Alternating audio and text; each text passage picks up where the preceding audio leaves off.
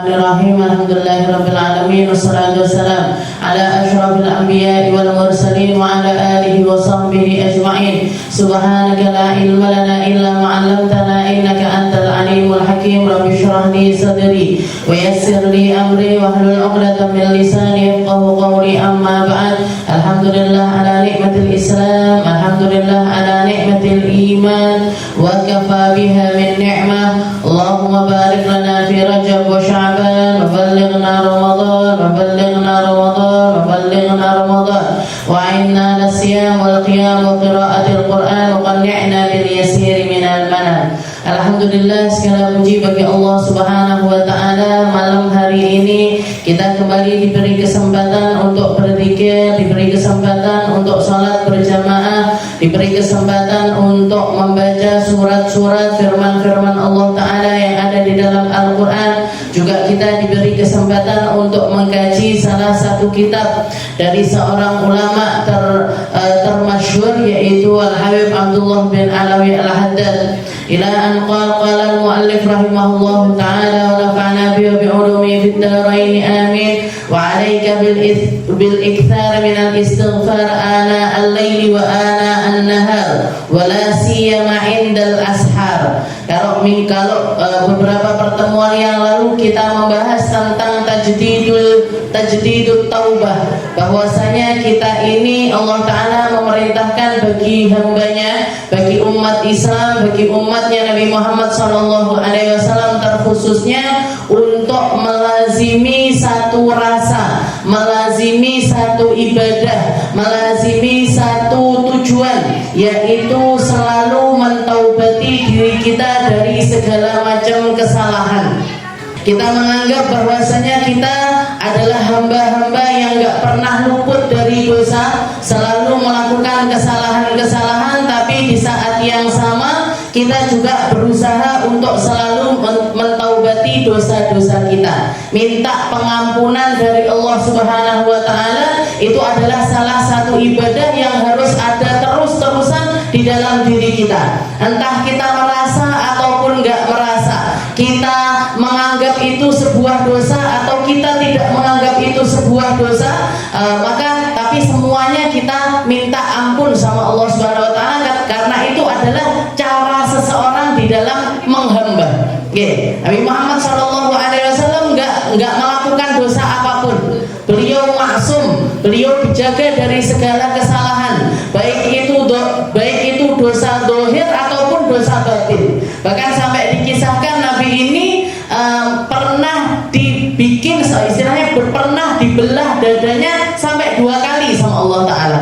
Dibelah 2 kali. Yang pertama ketika beliau masih kecil di rumahnya Sayyidah Halimatus Sa'diyah, dibelek, diterlentangkan, dibelah dadanya, diambil sesuatu dari tempat tersebut, dari dalam dada Nabi, dan malaikat Jibril mengatakan, ya Muhammad, hadza hadduka minasyaitan. Wahai Muhammad, ini adalah bagiannya setan yang ada di dalam dirimu. Diambil, dicuci, dikembalikan. Setelah itu diusap kembali menjadi seperti sedia kala. Begitu juga yang kedua kali ketika Nabi Muhammad menjelang Isra Mi'raj.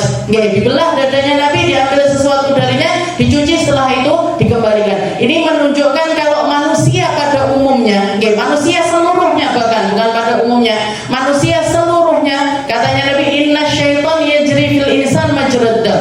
Setan itu jalan sama aliran darah kamu. Setan itu jalan sama aliran darah kita. Makanya hampir tidak ada satupun ibadahnya kita kecuali ada bagiannya setan di dalamnya. Kita ibadah apapun, kita ibadah apapun, mesti ada bagiannya salah di situ. Mesti ada bagiannya setan di situ. Mesti ada bagiannya hawa nafsu di situ. Kayak sekarang kita duduk bermajlis ini. Niki ibadah napa mboten?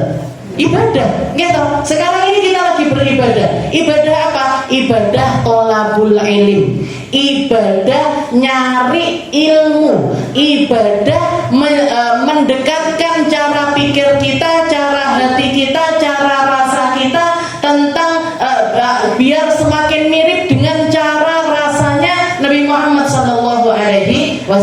Tapi kita harus sadari bahwasanya walaupun kita lagi ibadah, bagiannya setan teko ibadah awake dhewe iki sik akeh. Nggih, buktinya apa? Nggih, buktinya apa? Kok ngaji 10 menit, 15 menit, masuk ke menit ke-16 ngeliang. Yang ngantuk lah, yang kesel lah, yang keringgingan lah, sing enek tikus mlebu lah. Macam-macam, nggih, macam-macam. Ini apa? Hadduna minasyaitan. Nggih, ini bagiannya setan dari ibadahnya kita. Enggak luput, manusia itu enggak pernah luput dari itu. Nggih, salat subuh akean angope timbangane sadari. Habis itu nanti ya itulah wis itu hari-hari kita ibadahnya kayak gitu wae. Wis ngaji Risalatul Muawanah meh katam nggih. Ya panggah ngoten mangga. Nggih, sudah ngaji, sudah belajar, datang ke majelis ini, berguru sama ustaz ini, ustaz ini, belajar sama alim ini, tapi sama aja. Istilah bukan sama ada peningkatan. Nggih, tapi bagiannya setan itu enggak pernah lepas dari kita. Enggak pernah lepas. Zikirnya kita ya gitu, sedekahnya kita ya gitu, ngajinya kita ya gitu, belajarnya kita ya gitu, didik anaknya kita ya gitu, rumah tangganya kita juga seperti itu. Tetap aja terkontaminasi dengan bagian-bagiannya setan. Kalau Nabi Muhammad kan enggak, Bu, bersih sekali. Nggih, Nabi Muhammad itu berumah tangga indah luar biasa, seperti cara yang diinginkan sama Allah Subhanahu wa ta'ala. Nabi Muhammad sholat itu luar biasa di dalam sholatnya. Dikisahkan di dalam salah satu hadis, Nabi Muhammad itu pernah, Bu, sholat. Pernah sholat, dilihat sama para sahabat. Tahu-tahu Rasulullah itu di dalam sholatnya maju sambil tangannya ini mau ngeranggih sesuatu. Setelah itu nggak lama setelah itu mundur sambil merunduk kepalanya, pucat wajahnya, sampai bahkan keluar dari lisannya ini kalimat wa ana minhum. Apakah istilahnya Rasulullah mengatakan, apakah saya bagian dari golongan tersebut ya Allah, sambil ketakutan sekali. Begitu selesai sholat ditanya sama para sahabat, ya Rasul, 5. Apa yang terjadi di dalam sholatmu ya Rasul? Jangan ini sholat kok maju setelah itu mau ngeranggih sesuatu. Habis itu mundur sampai ketakutan seperti orang yang luar biasa. Kayak kalau kita kayak ada macan di depan kita.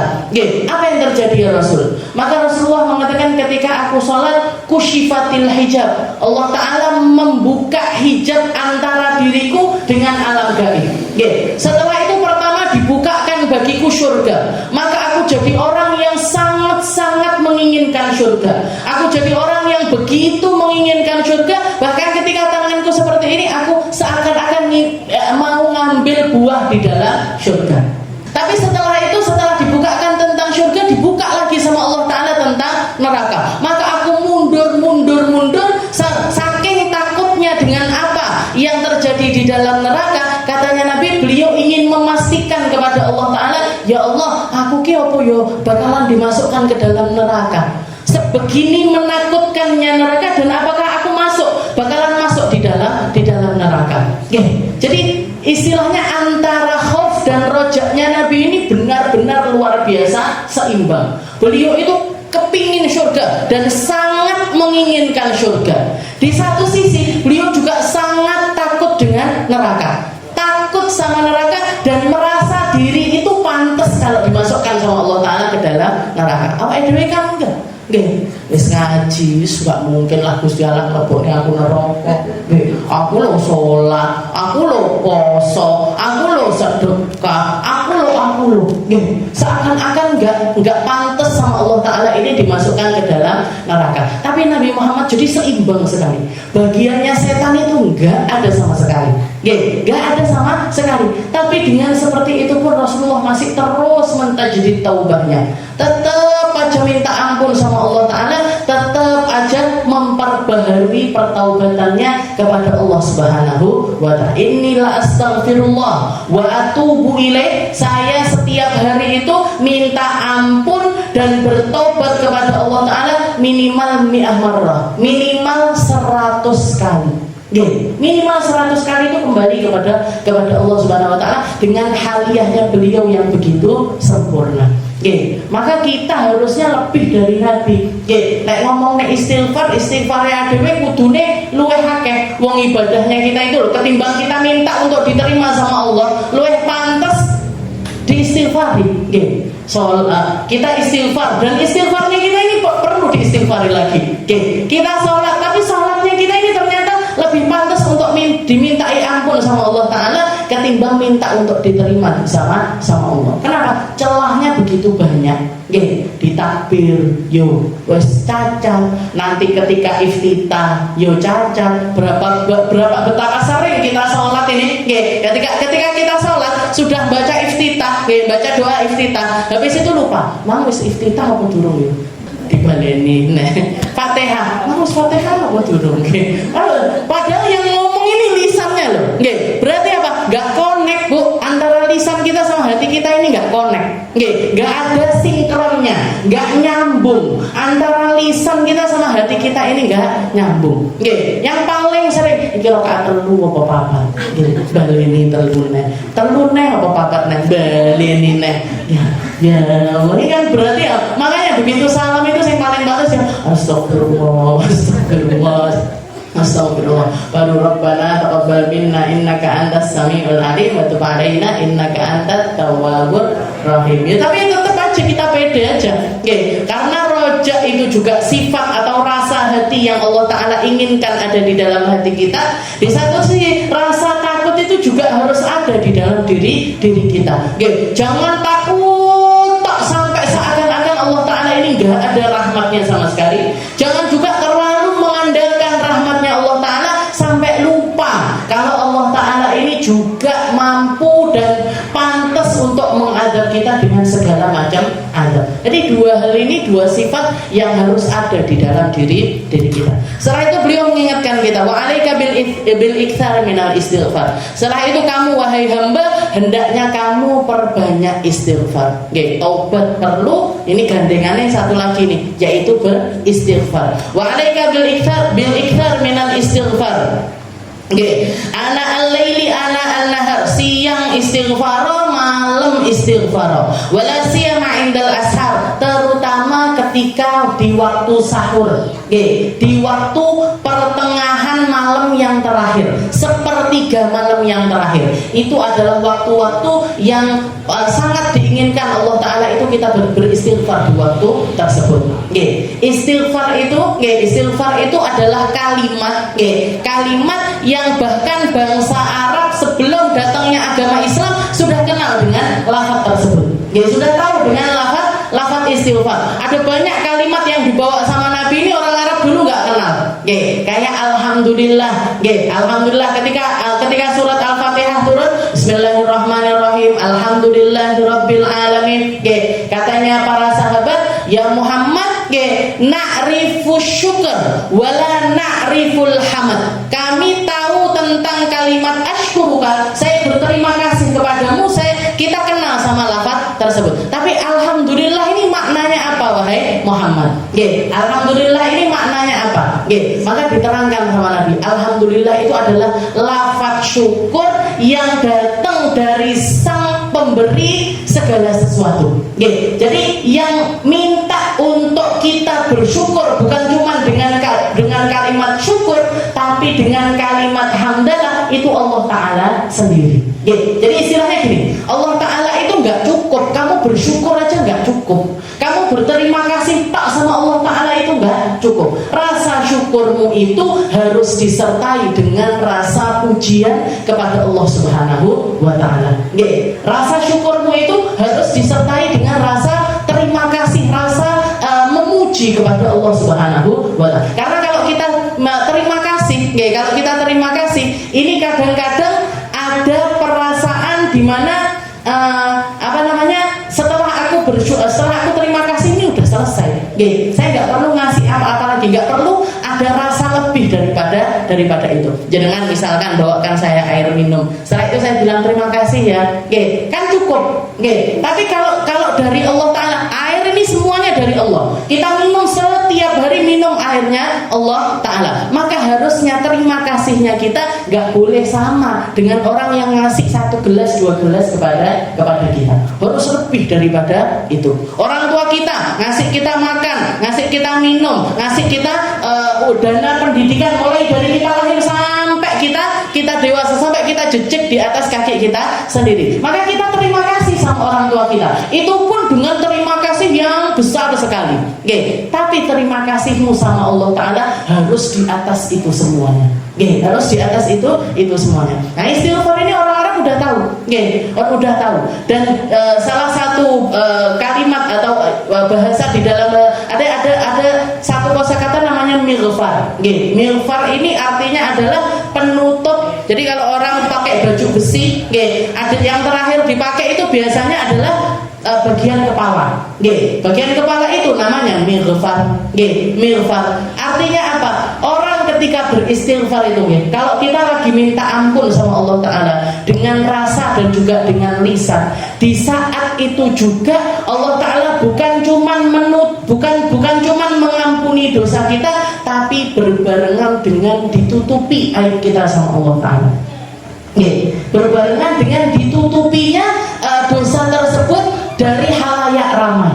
Fid dunia wa fil akhirah. Di dunia ditutupi sama Allah Ta'ala, di akhirat juga ditutupi sama Allah Ta'ala.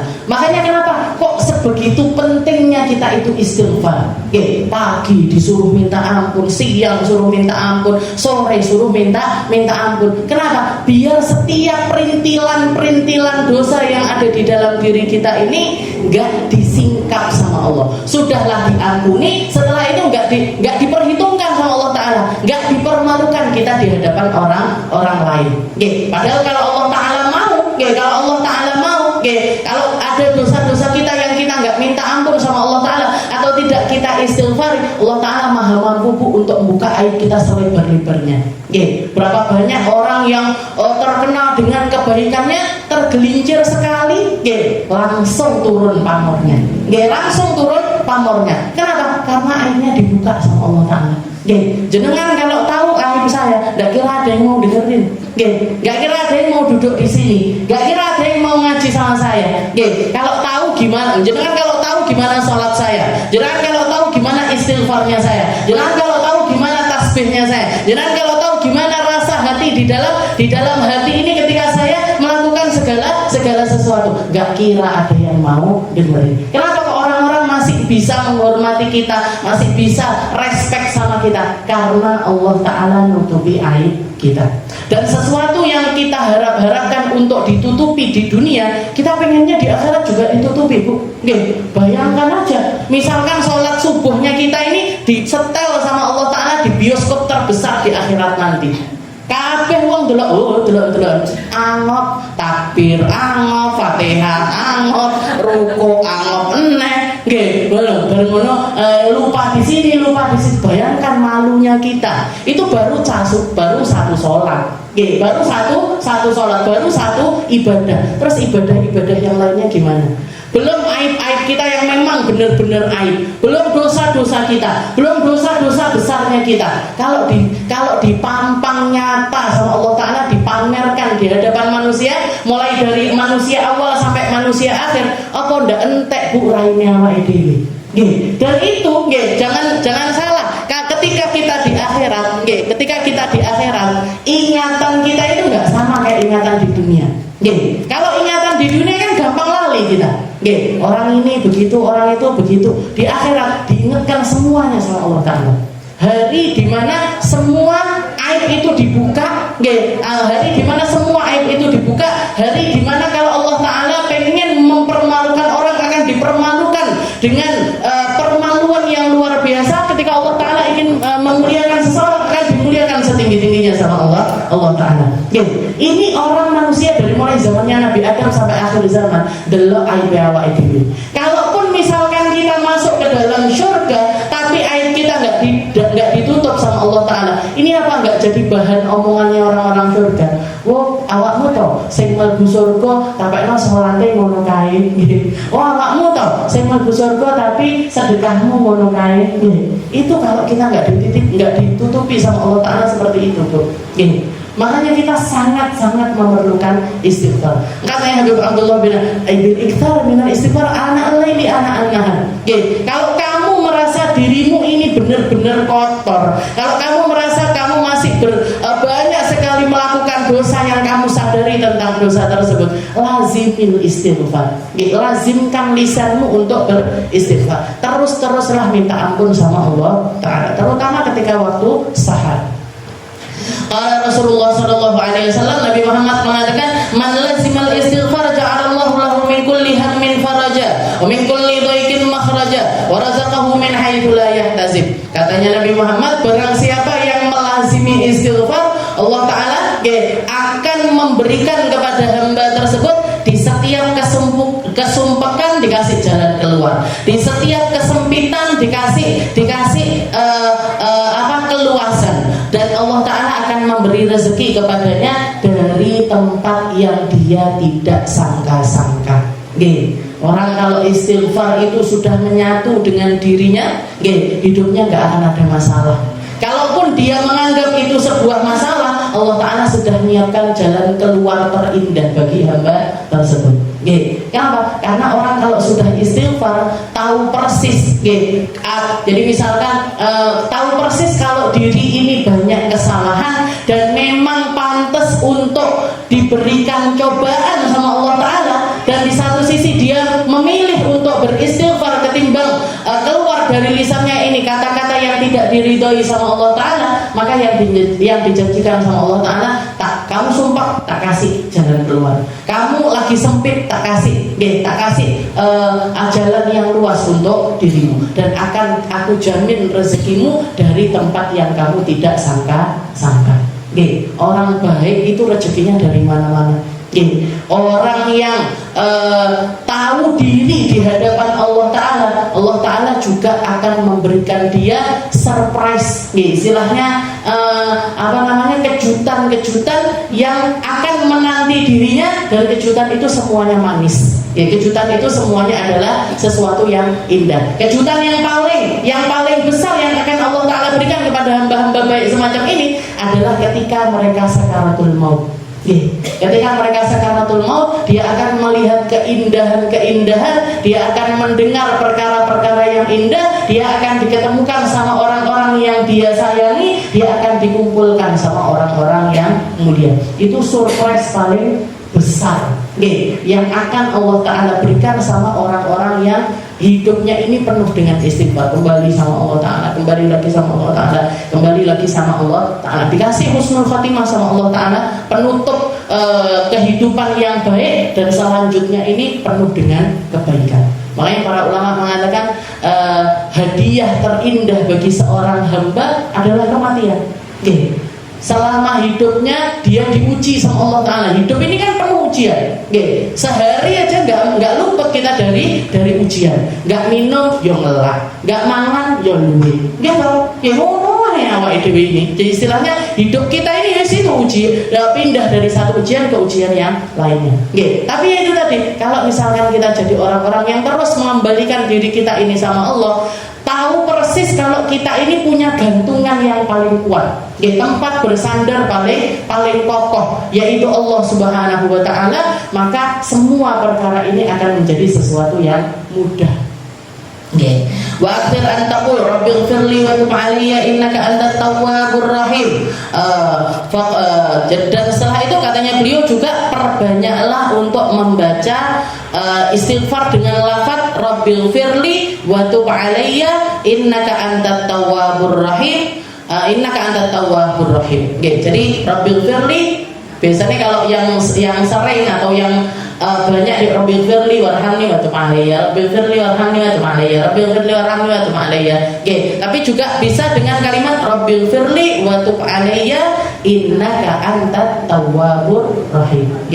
Innaka ditambahi innaka antat tawwabur rahim. Ini juga lafaz istighfar yang penuh dengan kebaikan. Ya Allah, ampuni saya, ya Allah, terima taubat saya, sesungguhnya Engkau adalah Sang Maha penerima taubat dari hambanya. Bahkan kanu yu'iduna li Rasulillah sallallahu alaihi wasallam min hadza dzikril mubarak fil majlisil wahid qariban min mi'ati marrah. Karena para sahabat ketika duduk sama Nabi di satu majelis dihitung berapa banyak Nabi ini baca doa ini rabbighfirli wa tub 'alayya innaka antat tawwabur rahim, dihitung ada lebih dari 100 kali. Rabbighfirli wa tub 'alayya innaka antat tawwabur rahim. Rabbighfirli. Jadi nanti ngomong lagi terus kan orang ngobrol itu kan nanti kita ngomong, nanti yang lawannya ngomong, kan nggak cuma satu sisi, nggak kayak lagi ceramah gini. Kalau Nabi Muhammad lagi ngajar, Nabi yang paling banyak bicara. Tapi kalau misalkan lagi duduk aja santai sama teman-temannya, ini kan nanti yang satu ngomong, yang satu ngomong. Nanti salah teman-temannya sahabat yang ngomong ini, Rasulullah itu milih untuk berzikir, Rabbil firli wa tub alayya innaka antat tawwabur rahim, Rabbil firli wa tub alayya innaka antat tawwabur rahim. Nah, itu yang dibaca sama Nabi. Dihitung ada sahabat yang iseng-iseng itu. Tiba di satu majelis itu Rasulullah bisa baca doa tersebut sebanyak 100 kali. Wa alaika bi da'wati Dhinnun alaihi salam wa hiya la ilaha illa anta subhanaka inni kuntu minadh dhalimin. Setelah itu katanya beliau, hendaknya kamu juga punya porsi untuk berdoa dengan doanya Dhinnun. Dhinnun itu sebutan dari nabinya Allah Ta'ala yang mulia, yaitu Nabiullah Yunus bin Matta, yang ditelan sama ikan, yang beliau sumpah keluar dari negerinya, kabur dari negerinya. Setelah itu naik kapal di tengah-tengah perjalanan, taunya kapalnya ini kena badai, nggak bisa maju, nggak bisa mundur, nggak bisa kemana-mana. Diajak belok nggak mau, diajak maju nggak mau, diajak ke belakang juga nggak mau. Kata nahkoda kapalnya, dia mengatakan ini di atas kapal ini mesti ada salah satu dari dua golongan manusia. Ini kejadian semacam ini nggak mungkin terjadi kecuali ada salah satu dari dua golongan. Kalau bukan seorang hamba yang lari dari tuannya, ya seorang istri yang lari dari suaminya. Jadi kejadian seperti itu, yang menjadi penyebabnya mesti salah satu dari dua golongan ini. Kalau nggak seorang istri yang lari dari suaminya, ya seorang hamba yang lari dari tuannya. Terus gimana penyelesaiannya? Ini nggak mungkin selesai ini kapal ini. Kalau mau kapal ini lanjut jalan, harus ada salah satu dari anggota atau yang naik di atas kapal itu yang nyebur ke dalam laut. Akhirnya semuanya nyetorkan namanya, habis itu dikocok keluar namanya Nabiullah Yunus. Katanya orang-orang, ojo lah, ini loh ulamanya kita, ini ustadznya kita, ini orang yang ngajak kita ke dalam kebaikan, mosok dicemplungin yang laut. Habis itu dikocok lagi, ternyata keluar lagi Nabiullah Yunus. Sampai 3 kali yang keluar tetap Nabiullah Yunus. Maka Nabi Yunus mengatakan, akulah salah satu dari dua golongan tersebut, yaitu seorang hamba yang lari dari tugas tuannya. Siapa tuannya? Allah Subhanahu wa Ta'ala. Beliau kan dakwah, tapi jibek ambil dakwah. Istilahnya udah capek didakwahi, orang berubah-ubah, didakwahi ndak gelem-gelem. Karena kaumnya Nabi Yunus ini lain daripada kaumnya nabi-nabi yang lainnya. Kalau Nabi Allah Saleh misalkan diuji sama kaum yang memang durhaka, durhakanya itu terang-terangan. Durhakanya itu terang-terangan. Tidak dibolehin untuk nyembelih ganggu ontanya beliau, malah disembelih. Nabi Musa dikejar-kejar sama istilahnya nampak lah. Kaumnya Nabi Lut pelaku maksiat, sukanya melakukan perzinahan dan lain sebagainya. Kaumnya Nabi Allah Syuaib sukanya ngurang-ngurangi timbangan. Pokoknya maksiatnya itu maksiat yang jelas. Kalau umatnya Nabi Yunus ini lucu. Mereka itu orang-orang baik. Dijak ziarah, ada orang sakit, dijak ziarah, brutul pergi, nyambangi orang sakit. Ada orang kesusahan diewangi, ada orang butuh hajat diewangi. Jadi amaliyah hariannya itu amaliyah yang baik. Tapi kalau diajak ingat Allah, diajak pengajian, dia dibacakan Al-Quran, dia sing gelem. Gak ada yang mau hadir. Tapi baik, orangnya jujur, orangnya pokoknya baik secara muamalah sama manusia ini baik. Tapi diajak kembali sama Allah Ta'ala itu gak pernah mau. Dijak pengajian gak pernah mau datang. Akhirnya Nabi Yunus ini aku angkat tangan sampai buang-buang iki. Akhirnya beliau kabur itulah, naik ke atas kapal. Begitu masuk ke dalam kapal, dimplok sama ikan, ikan yang sangat besar sekali. Itu ikannya itu yang namanya sinun. Nggih. Makanya beliau bukan sinun. Jadi julukannya beliau Dzannun, sang pemilik ikan. Maksudnya orang yang pernah masuk ke dalam perutnya ikan. Katanya Allah Ta'ala, ini Nabiullah Yunus ini karena tahu sudah masuk di dalam perutnya ikan ini kan nggak ada harapan hidup sudah. Nggak ada harapan hidup. Oksigen sudah pasti nggak ada, makanan sudah pasti nggak ada, minuman sudah pasti nggak ada, mentok di tempat yang kegelapannya itu berlipat-lipat. Kita gelap itu paling ngerasain gelap lampu mati. Tapi gelapnya lautan itu kan nggak karu-karuan. Sudahlah gelap, nggak ada oksigen, sesek dan lain sebagainya. Maka yang keluar dari lisan beliau satu-satunya adalah kalimat zikir ini. La ilaha illa anta subhanaka inni kuntu minadh dhalimin. La ilaha illa anta subhanaka inni kuntu minadh dhalimin. Tidak ada Tuhan selain Engkau ya Allah, Maha suci Engkau, saya memang orang yang dolim. Saya ini memang orang yang dolim. Dolim kepada siapa? Dolim terhadap diri saya sendiri. Dapat tugas yang begitu mulia, dapat kemuliaan yang begitu banyak dari Allah Ta'ala, dapat nikmat yang sebegitu besarnya dari Allah, tapi tidak mau menjalankannya dengan sebaik-baiknya. La ilaha illa anta subhanaka inni kuntu minadh dhalimin. Ini zikirnya Nabi Allah Yunus. Faqad farada annaha ismullahil a'dzam. Dikatakan kalimat ini adalah zikir ismullah al-a'dzam, nama Allah Ta'ala yang paling agung. Dimana kalau umat-umat terdahulu yang baca lafaz ini langsung naik ke atas langit. Saking mujarabnya zikir ini. Cuman kalau orang-orang sekarang hal-hal semacam itu kan di istilahnya karena makomnya manusia sekarang, karena imannya orang sekarang, karena kurangnya rasa dari orang-orang sekarang, kita keluar itu kayak jadi lafaz aja. Kalau orang-orang zaman dulu, orang-orang zaman dulu baca lafaz ini langsung naik ke atas langit. La ilaha illa anta subhanaka inni kuntu minadh dhalimin. Wa annahu la yaquluha mahmumun wa la mahmumun illa farajallahu an. Dan dikatakan tidak ada satupun orang yang mengucapkan kalimat ini dan dia dalam keadaan sumpah, dia dalam keadaan banyak masalah, kecuali sama Allah Ta'ala dikeluarkan dari masalah tersebut.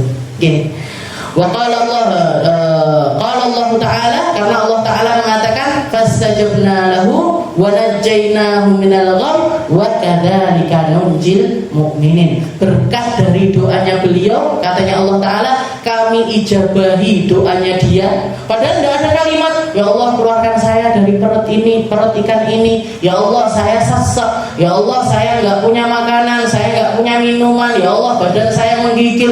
Nggak ada kalimat itu aja, nggak ada kalimat itu sama sekali. Beliau cuma mengucapkan la ilaha illa anta subhanaka inni kuntu minadh dhalimin. La ilaha illa anta subhanaka inni kuntu minadh dhalimin. Tapi Allah Ta'ala mengatakan fastajabna lahu, kami ijabahi doanya dia. Jadi zikir ini sekaligus jadi doa. Zikir ini sudah setara dengan doa. Kita ketika berzikir, apa yang ada di dalam hati kita Allah Ta'ala lebih tahu. Apa yang kita rasakan Allah Ta'ala lebih tahu. Jadi ketika kita berzikir, ketika kita minta ampun, ketika kita beristighfar, Allah Ta'ala Maha tahu mana yang perlu diambil dari kita, mana yang perlu diperbaiki dari kita, mana yang perlu dikeluarkan dari diri kita, dan Allah Ta'ala mampu di dalam melakukan itu semuanya. Fastajabna lahu wa najjaynahu minal gham. Setelah itu kata Allah Ta'ala, kami bebaskan dia dari kesumpahannya. Rasa sakitnya karena tidak diterima sama kaumnya ini dicabut sama Allah Ta'ala. Dicabut, digantikan apa? Digantikan dengan kelapangan, digantikan dengan keistiqomahan, digantikan dengan keteguhan, sehingga apapun yang terjadi di umat, apapun responnya umat, diterima ataupun tidak diterima di dalam dakwahnya, rasa hatinya ini jejak. Rasa hatinya ini kokoh karena tahu persis Allah Ta'ala kalau mau ngasih sesuatu kepada hamba gak ngaruh sama efek yang terjadi di sekitarnya. Yang dilihat sama Allah Ta'ala istiqomahnya kita, yang dilihat sama Allah Ta'ala rasa hatinya kita, yang dilihat sama Allah Ta'ala keseriusan, ketulusan yang ada di dalam diri kita. Wa najjaynahu minal gham, dibebaskan dari rasa sumpah tersebut. Wa kadzalika nunjil mu'minin, dan begitulah caranya Allah Ta'ala ketika Allah Ta'ala mau membebaskan orang-orang yang beriman. Kita ini kan musibah hidup ini kan silih berganti, silih berganti di dalam kehidupan. Kita kalau mau lepas dari masalah itu nggak mungkin, lepas dari masalah itu nggak mungkin. Yang ada apa? Yang ada kita dikokohkan di dalam masalah tersebut. Kita dimengertikan gimana caranya keluar dari masalah tersebut. Kita dikasih rasa hati yang lapang, dikasih rasa hati yang nerimo, dikasih rasa hati yang husnudon terus sama Allah Ta'ala, percaya terus sama Allah Ta'ala, bersandar terus kepada Allah Ta'ala. Itu caranya Allah Ta'ala di dalam nunjil mu'minin, di dalam menyelamatkan hatinya orang-orang yang beriman. Kadang-kadang bukan fisiknya yang diselamatkan sama Allah, tapi hatinya. Kadang-kadang kita tetap ada di dalam masalah tersebut, tapi kita dikasih sama Allah Ta'ala kekuatan di dalam menghadapi setiap masalah tersebut. Wa 'alaika birraja wal khauf fa innahuma min asyrafi thamaratil yaqin. Setelah itu Habib Abdullah bin Alawi Al-Haddad juga mengatakan, hendaknya kamu jadi orang yang punya kepercayaan dan juga rasa takut kepada Allah Ta'ala, karena itu adalah dua rasa yang paling mulia dari buahnya sebuah keyakinan. Wallahu a'lam bishawab. Insyaallah kita lanjutkan di pertemuan kita yang selanjutnya.